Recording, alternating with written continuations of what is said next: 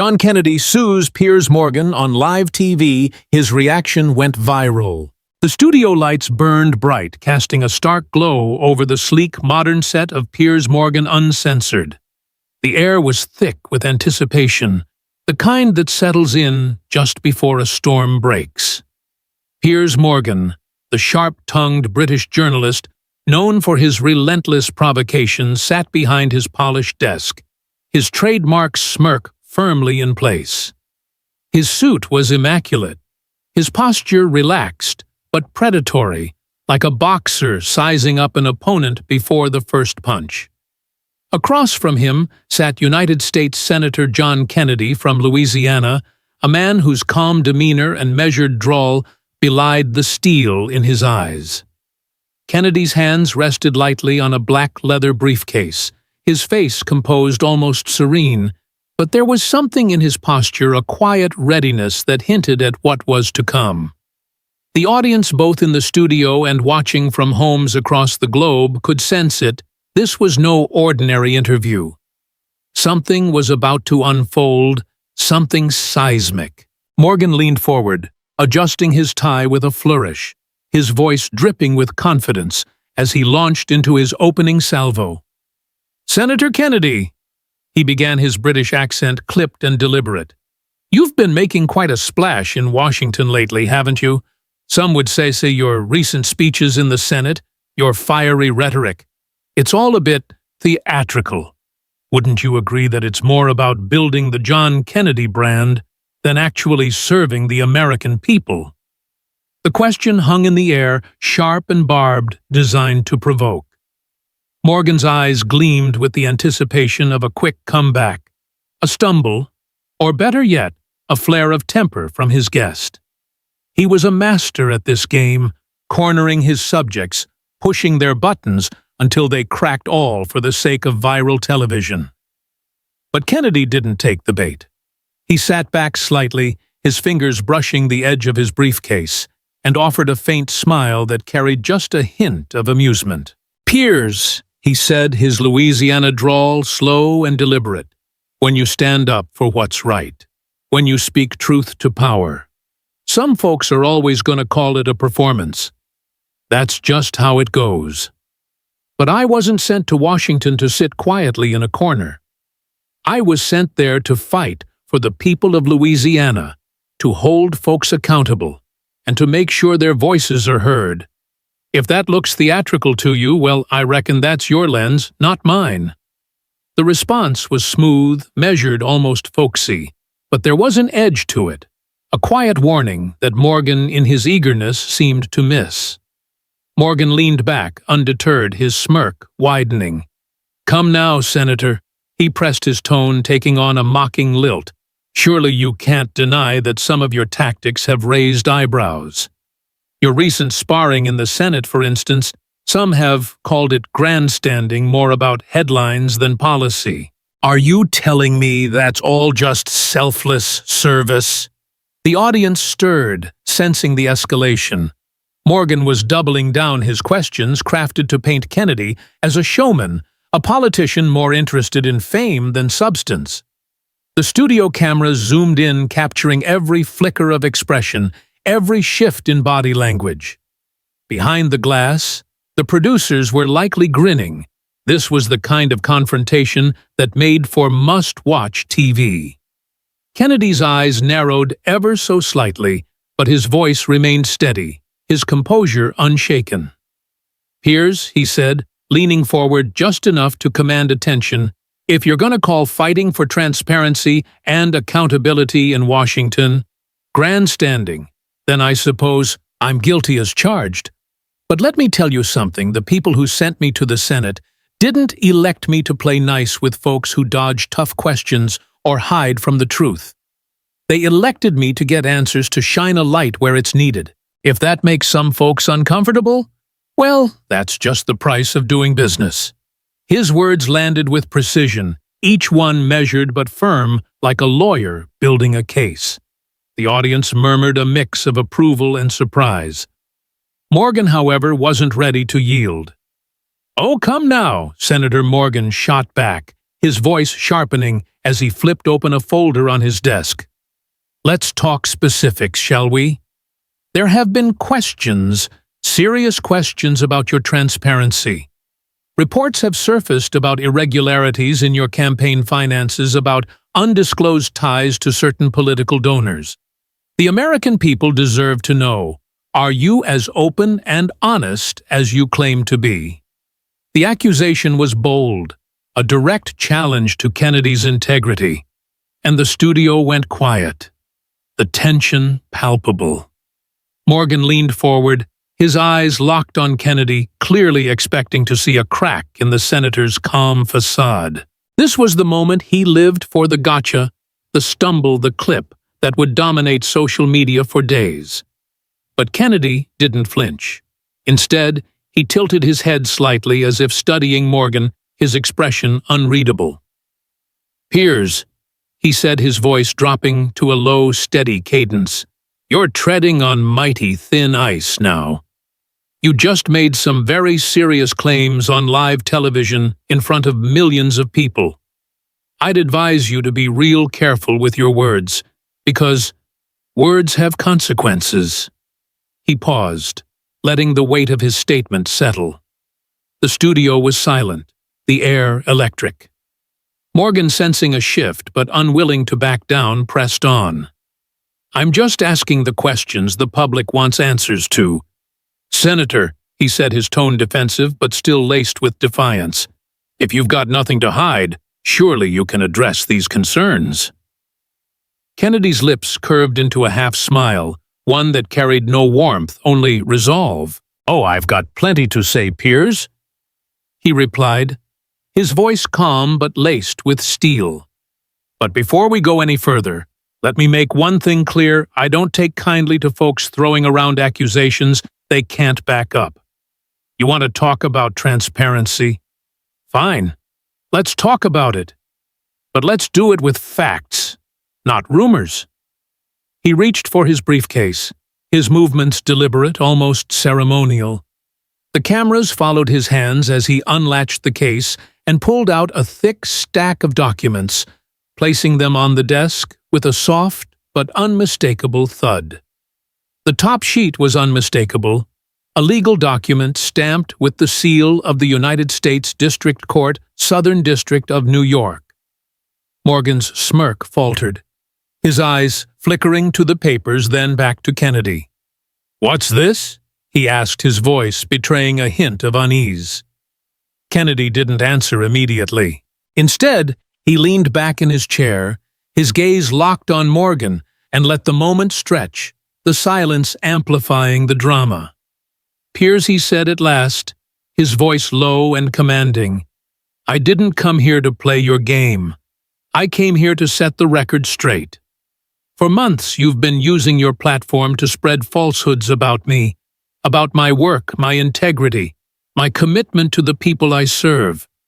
You've called my transparency into question, suggested I'm hiding something, all without a shred of evidence. Well, today, that stops." He pushed the document across the desk toward Morgan, who stared at it as if it were a live grenade. This, Kennedy continued, his voice steady as a judge delivering a verdict, is a complaint filed in the United States District Court for the Southern District of New York. It names you, Piers Morgan and Talk TV, as defendants in a defamation lawsuit. The damages sought $20 million, plus a court-ordered injunction to force you to retract every false statement you've made about me. The studio erupted in gasps, the audience unable to contain their shock. Morgan's face froze, his jaw tightening, his eyes darting between Kennedy and the document. For the first time, the man who thrived on chaos looked utterly lost. Senator Morgan stammered, his voice cracking slightly. This is absurd. You can't just serve legal papers on live television." He tried to laugh, but it came out hollow, a desperate attempt to regain control. Kennedy didn't blink. "Oh, it's very real.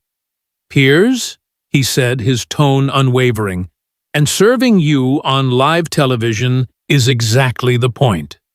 You chose to attack my character in front of millions of people. You chose to spread lies on this very stage. So it's only fitting that you face the consequences right here in front of the same audience." He tapped the document lightly, his eyes never leaving Morgan's. "You've been officially, prohibit system officially served, Mr. Morgan. My legal team will follow up with the formal process, but consider this the opening move. You wanted a stage, Piers. Now you've got one." The studio was a frozen tableau, every eye on the document that lay like a guillotine blade between them. Morgan's face cycled through shocked disbelief and a dawning panic, his usual bravado nowhere to be found. The cameras lingered, capturing every second of his unraveling, the moment destined to be replayed across screens worldwide. Kennedy gathered his papers, his movements slow and deliberate, and stood. "I'd suggest you read that complaint carefully. Constitutional right. But when you cross into lies that harm, there's a price to pay. And you're about to learn what that price is." He turned, addressing the camera directly, his voice steady and commanding. "To the American people watching, let this be a reminder. Truth matters. Accountability matters. And no one, not even a man with a microphone and a big platform, gets to rewrite your good name without a fight." With that, he walked off the set, leaving Morgan speechless, the once invincible host, staring blankly at the papers, his world shifting beneath him. The studio lights seemed to burn hotter as the silence stretched, the weight of Senator John Kennedy's words hanging in the air like smoke after a gunshot.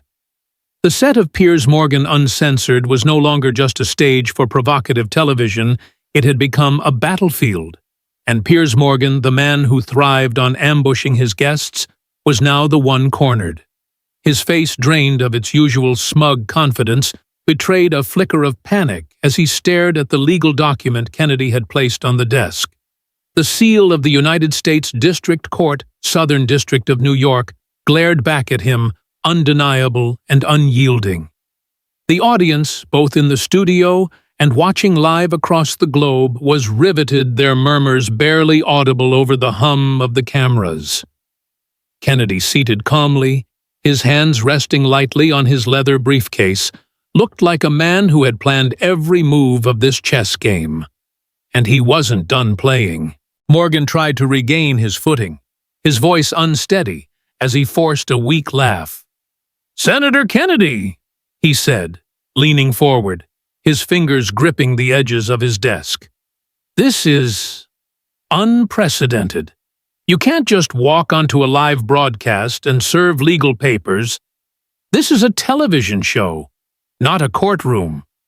His words were meant to dismiss, to reclaim control, but they came out hollow, tinged with desperation. The audience could sense it, and so could Kennedy. The senator tilted his head slightly, his eyes locking onto Morgan's with the precision of a marksman. "Piers," he said, his Louisiana drawl slow and deliberate, "you made this a courtroom the moment you started spreading lies about me on this show. You don't get to pick and choose when the truth matters. You've been using your platform to question my integrity, my transparency, my commitment to the people I serve. And you've done it without a single fact to back you up. So yes, I can and I will hold you accountable, right here, right now." Kennedy's voice was steady, but there was a fire behind it, a controlled intensity that made every word land like a hammer. He reached into his briefcase again, pulling out a neatly organized stack of papers, each page marked with colored tabs and annotations. He placed them on the desk with a deliberate calm, the sound of paper against wood cutting through the tense silence. "Let's get specific, Piers," he said, his tone shifting to that of a seasoned lawyer cross-examining a witness.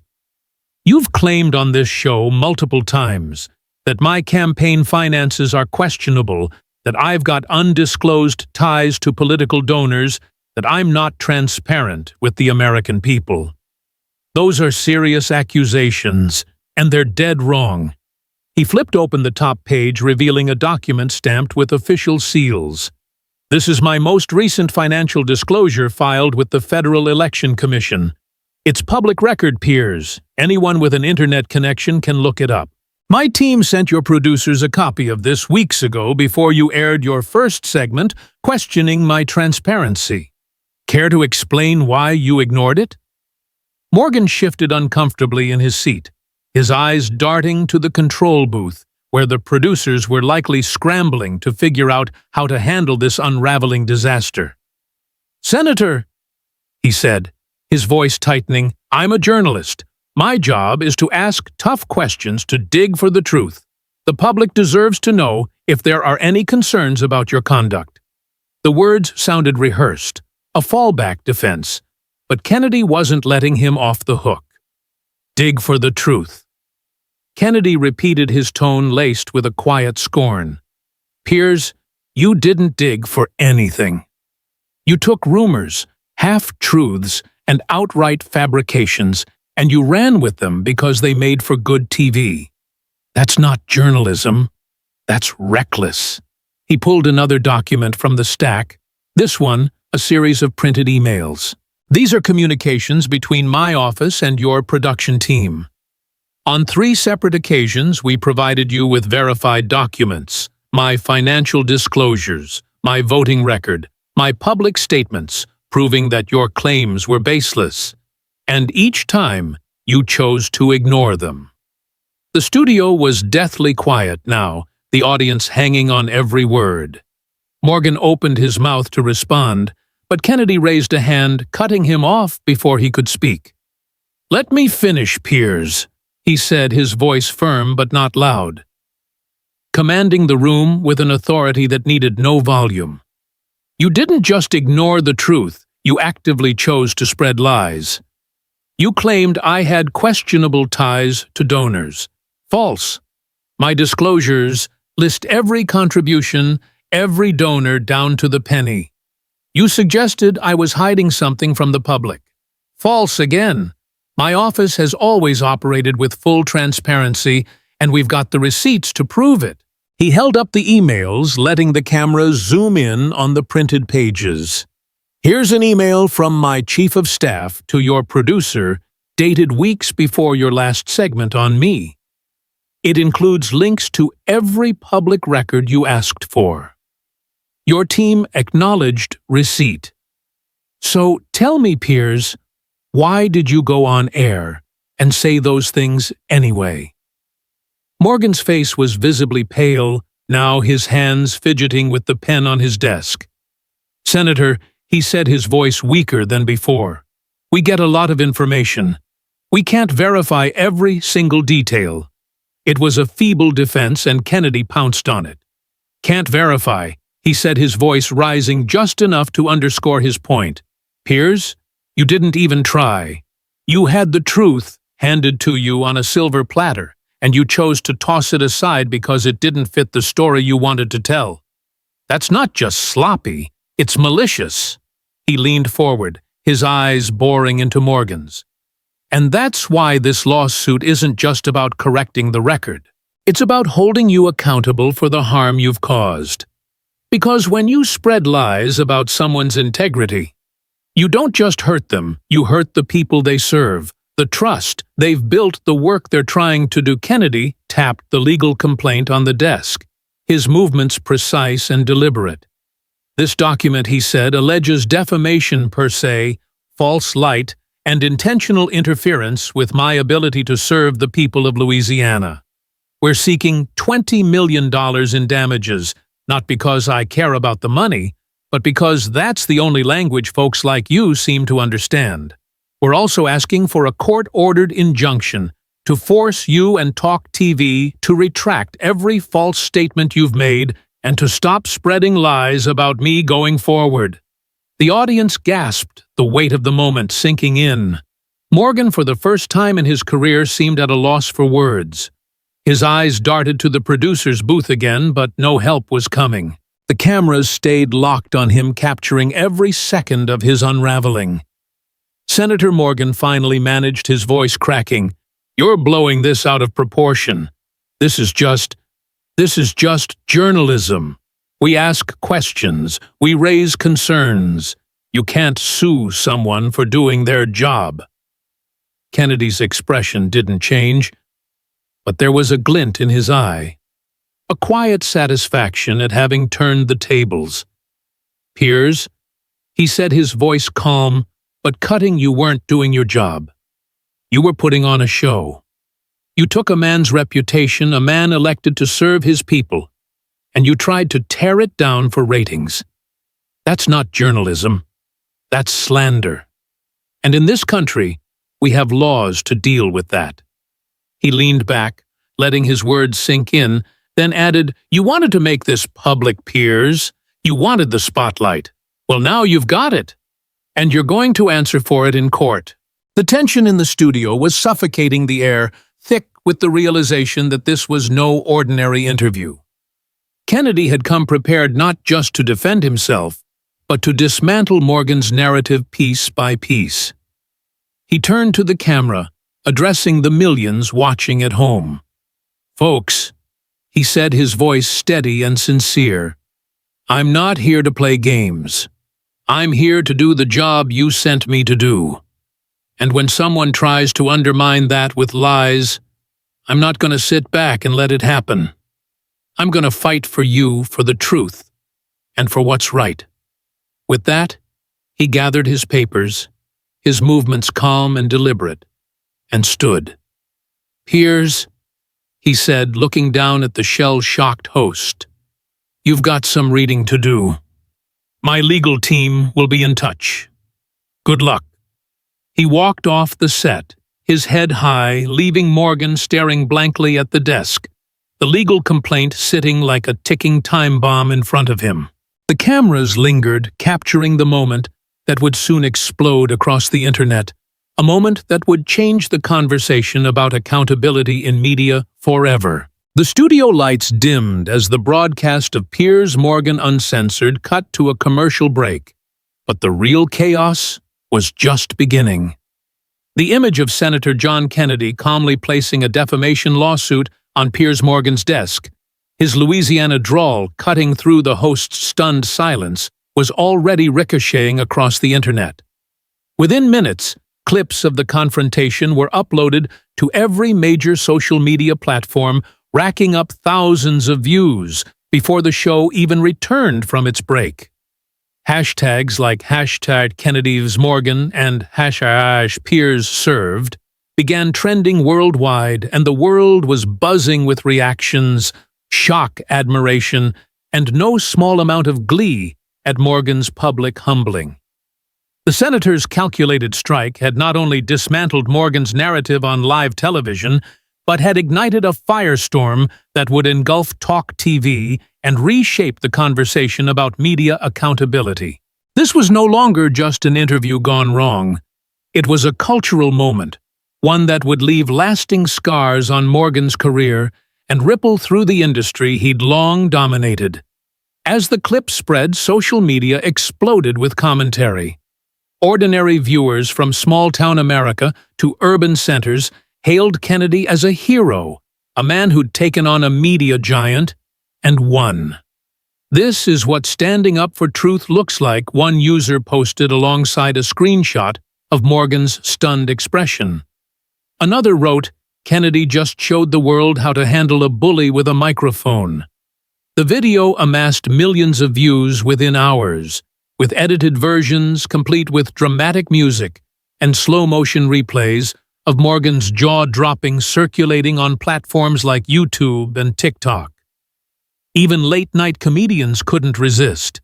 One quipped Piers Morgan thought he was serving tea, but John Kennedy served him a lawsuit instead. The public's reaction was a mix of catharsis and vindication, as many saw Kennedy's move as a long-overdue pushback against sensationalist media. For too long, figures like Morgan had wielded their platforms to shape narratives without consequence, and now someone had called their bluff in spectacular fashion. Behind the scenes at Talk TV, the mood was anything but celebratory. The network's executives were thrust into crisis mode as the fallout from Kennedy's on-air ambush began to hit. Major advertisers, wary of being associated with a program now synonymous with reckless reporting, started pulling their sponsorships. One major brand issued a statement within hours, citing concerns about the integrity of the content as their reason for withdrawing. Others followed with hushed reports of urgent boardroom meetings leaking to industry insiders. Talk TV's parent company saw its stock take a nosedive, dropping significantly in after-hours trading as investors panicked over the potential financial hit of a $20 million lawsuit. The legal complaint didn't just name Morgan. It implicated the entire network, alleging that producers and executives had knowingly allowed false claims to air for the sake of ratings. Whispers circulated that the board was considering cutting Morgan loose to mitigate the damage, a move that would have been unthinkable just hours earlier, given his status as the network's star. Morgan himself was reeling. The man who'd built a career on provocation, who'd once thrived on controversy as a tabloid editor and TV host, was now the one under fire. His social media accounts, usually a hub of self-congratulatory posts and sharp-witted jabs, were inundated with criticism. His follower count plummeted as thousands unfollowed him, some leaving scathing comments like, "You messed with the wrong senator and time to eat your words, Piers." Morgan tried to regain control with a hastily posted statement, claiming the lawsuit was an overreaction and that he stood by his reporting. But the damage was done. The public had seen him unravel on live TV, his usual bravado replaced by a deer-in-headlights stare. And no amount of spin could erase that image. Industry peers, too, began to distance themselves. Some defended him publicly, citing press freedom, but privately, many admitted Morgan had crossed a line. One veteran journalist, speaking anonymously to a major outlet, put it bluntly, Piers thought he could play fast and loose with the truth. Kennedy just proved you can't outrun the law. Meanwhile, Senator Kennedy returned to his work in Washington with characteristic restraint. His office was flooded with messages of support, tens of thousands of emails, calls, and letters from Americans who saw his confrontation not as a stunt, but as a stand for principle. From college students to retirees, people resonated with his refusal to let falsehoods go unchallenged. He didn't just defend himself, he defended all of us who are tired of being fed lies. One supporter wrote, Kennedy, true to form, didn't bask in the spotlight. He issued a brief statement through his office, "My focus remains on serving the people of Louisiana and upholding the truth. This lawsuit isn't about me. It's about ensuring accountability." He continued his Senate duties, attending committee meetings and advocating for his constituents, but his actions on Morgan's show had elevated him to a new level of public admiration. He'd become a symbol of resolve, a reminder that even the most powerful media figures could be held to account. The broader implications of the showdown began to take shape as the story dominated headlines. News outlets, from local papers to international publications, dissected the confrontation, with many framing it as a turning point in the battle against media overreach. A prominent media critic wrote Kennedy's lawsuit isn't just a personal victory. It's a warning to every outlet that thinks clicks and views justify bending the truth. Legal experts weighed in, noting that the case had all the makings of a landmark defamation suit. The complaint's allegations, defamation per se, false light, and intentional interference, were backed by what appeared to be ironclad evidence, emails, public records, and Kennedy's meticulous documentation of Morgan's falsehoods. One law professor tweeted, "This is a masterclass in how to build a defamation case. Kennedy didn't just bring a lawsuit, he brought receipts." The case sparked debates in newsrooms and classrooms alike, with some arguing it could set a precedent for how public figures combat media misinformation. At Talk TV, The crisis deepened as more details emerged. Sources within the network revealed that producers had been aware of the inaccuracies in Morgan's segments, but had pushed forward anyway, believing the controversy would boost ratings. One leaked email reportedly from a senior producer read, "The Kennedy story might not be airtight, but it's too juicy to pass up." Such revelations only fueled public outrage, with viewers demanding greater accountability from the media they consumed. Advocacy groups seized the moment, launching campaigns to promote responsible journalism and calling for stricter standards in reporting. The hashtag #TruthOverRatings began trending alongside #KennedyVs. Morgan reflecting a growing sentiment that the media's obsession with sensationalism had gone too far. For Kennedy, the focus remained on the legal battle ahead. His team filed additional documents with the court, including a detailed affidavit outlining the harm caused by Morgan's claims. They cited an uptick in threatening messages directed at Kennedy's office, increased security costs, and disruptions to his Senate work as direct consequences of the false reporting. The lawsuit's demand for a court-ordered retraction and injunction added another layer of pressure on Talk TV, as the prospect of being legally barred from repeating such claims loomed large.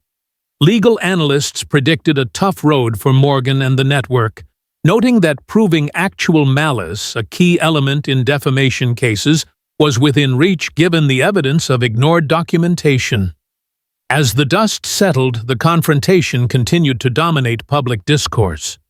Posts on X captured the mood, with users sharing memes of Morgan's shocked expression and quotes from Kennedy's takedown. One viral post read, "When you come for a senator with lies, you better bring facts."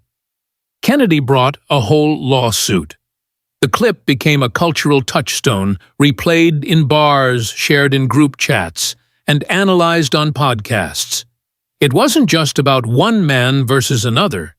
It was about a broader reckoning, a moment when the public, weary of divisive media tactics, rallied behind a figure who stood his ground with dignity and evidence.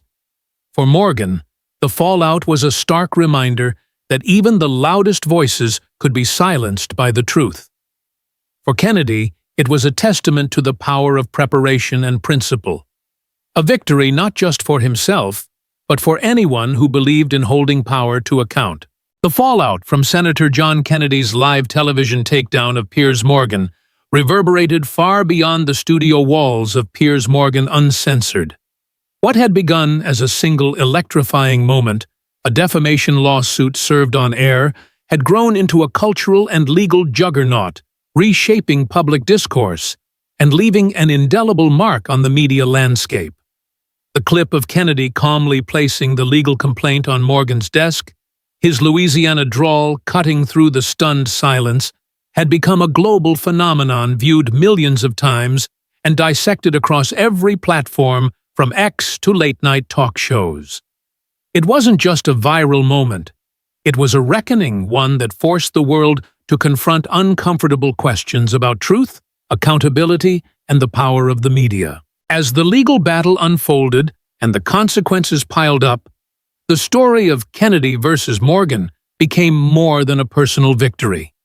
It became a lesson in integrity, a call to action, and a reminder that even the loudest voices could be held to account when the truth was on the line. In the weeks following the broadcast, the legal machinery of Kennedy's lawsuit ground forward with relentless precision.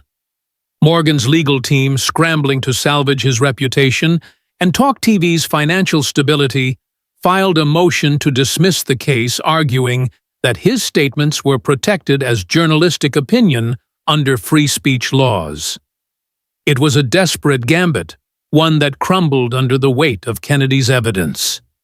The senator's legal team countered with a blistering response, submitting a trove of documents that painted a damning picture of Morgan's conduct. Among the filings were audio recordings from Talk TV's internal production meetings obtained through early discovery that captured Morgan and his producers discussing the claims about Kennedy.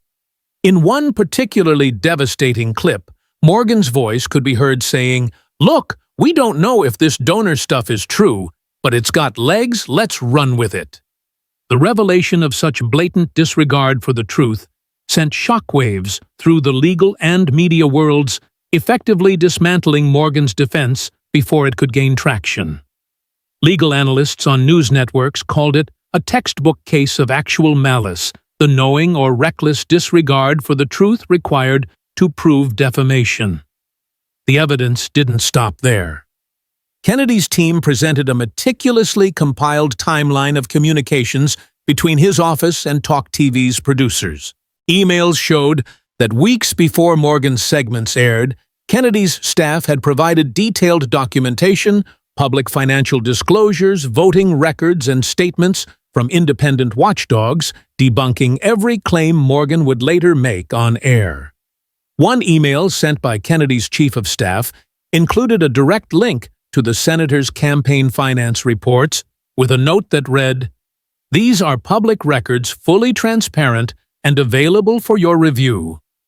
Another email responding to a producer's inquiry about alleged donor ties stated plainly, "No such relationships exist. Please verify before broadcasting." The fact that Morgan and his team had ignored these submissions, choosing instead to air unverified accusations, turned the case into a public relations nightmare for Talk TV. Legal scholars began citing it as a case study in media accountability, with one professor noting, "This isn't just a lawsuit. It's a masterclass in how to hold powerful platforms accountable when they cross the line." The financial toll on Talk TV was swift and brutal. With major advertisers pulling out and the network's stock in free fall, executives faced mounting pressure to resolve the crisis.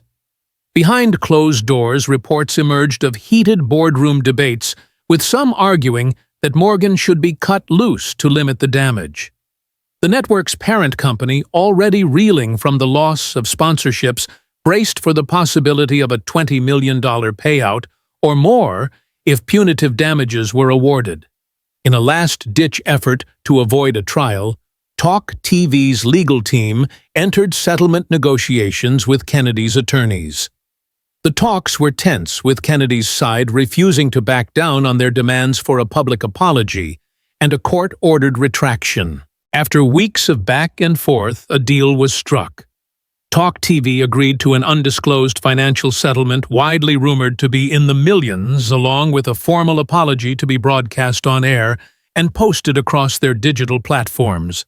The apology, read by a network executive rather than Morgan himself, acknowledged that certain statements made about Senator John Kennedy were inaccurate and did not meet our standards of journalistic integrity. The network also committed to implementing stricter fact-checking protocols, a move seen as a direct response to the lawsuit's fallout. For Morgan, the settlement marked the end of an era. Piers Morgan Uncensored, once a flagship program, was quietly cancelled its ratings, unable to recover from the scandal. Morgan himself faded from the spotlight, his once dominant presence on television reduced to occasional guest appearances and a diminished social media following. Posts on X captured the public's sentiment, with one user writing, "Piers Morgan thought he was untouchable. Kennedy proved him wrong." Another posted a meme of Morgan's stunned face from the broadcast captioned, "When you realize the truth hits harder than your hot takes." Industry insiders speculated about his next move, but the consensus was clear: Morgan's brand, built on provocation and controversy, had been irreparably damaged. His fall was a cautionary tale, a reminder that even the most powerful media figures could be toppled when their words outran their facts. Kennedy, by contrast, emerged from the ordeal with his reputation not just intact, but elevated. His office continued to receive an outpouring of support letters, emails, and calls from Americans across the political spectrum who saw his stand as a defense of principle over spectacle. He didn't gloat or seek the spotlight, instead returning to his work in the Senate with the same steady focus that had defined his career. In public statements, he emphasized that the lawsuit was never about personal vendettas. This was about accountability, he said in a brief press conference. When someone uses their platform to spread falsehoods, they're not just hurting me, they're undermining the trust that holds our system together. I fought this fight for the people of Louisiana, and for anyone who believes the truth still matters. His words resonated, inspiring a wave of grassroots support, and even prompting some to call for him to take on a larger national role, though Kennedy remained focused on his constituents. The broader impact of the case was profound. It sparked a national conversation about the responsibilities of the media in an era of instant news and viral content. Advocacy groups launched campaigns to promote ethical journalism, urging outlets to prioritize accuracy over sensationalism. Universities incorporated the Kennedy-Morgan case into their curricula, with journalism and law professors using it to teach students about defamation, media ethics, and the power of evidence. One law school dean described it as a turning point, a moment when the public and the courts reminded the media that free speech comes with responsibility. On X, users continued to debate the case, with some arguing that it set a dangerous precedent for press freedom, while others saw it as a necessary check on unchecked media power. A poll conducted months after the broadcast found that a significant majority of Americans supported stronger legal protections against false reporting, reflecting a growing public demand for accountability. The lessons from Kennedy's stand were clear and enduring. First, the truth is a weapon, but only when wielded with precision and evidence. Kennedy's meticulous preparation. His stack of documents, his emails, his calm delivery showed that confronting falsehoods requires more than outrage. It demands facts and discipline. Second, accountability is not just a legal concept, but a societal one. The media, with its immense power to shape perceptions, must be held to a standard of integrity, or it risks eroding the very trust it depends on. Finally, the case underscored the importance of standing up for one's principles, even in the face of a powerful adversary. Kennedy could have ignored Morgan's attacks or responded with a press release, but he chose to confront them head-on, using the legal system to defend his name and the trust of those he served. For the public, the story offered a powerful educational takeaway in an age of misinformation. Critical thinking is essential. People were encouraged to question what they heard, to seek out primary sources, and to demand transparency from those who shaped the narratives they consumed. Kennedy's victory was not just a personal triumph, but a call to action for individuals to hold themselves and others to a higher standard of truth. Don't just believe what you're told, one supporter posted on X, echoing the sentiment of many. Check the facts. Stand up for what's right. That's what Kennedy did, and it's what we all can do. The case became a touchstone for a generation tired of divisive rhetoric and half-truths, a reminder that integrity and evidence could still prevail. As the dust settled, Kennedy continued his work in the Senate, his focus unwavering despite the national attention. The lawsuit, the viral moment, the fallout, all of it faded into the background as he returned to the business of serving Louisiana. But the legacy of that day on Piers Morgan Uncensored endured. It was studied in classrooms, debated in newsrooms, and remembered by millions as the moment a senator from Louisiana took on a media titan, and won not with bluster or bravado, but with the quiet, unyielding power of the truth.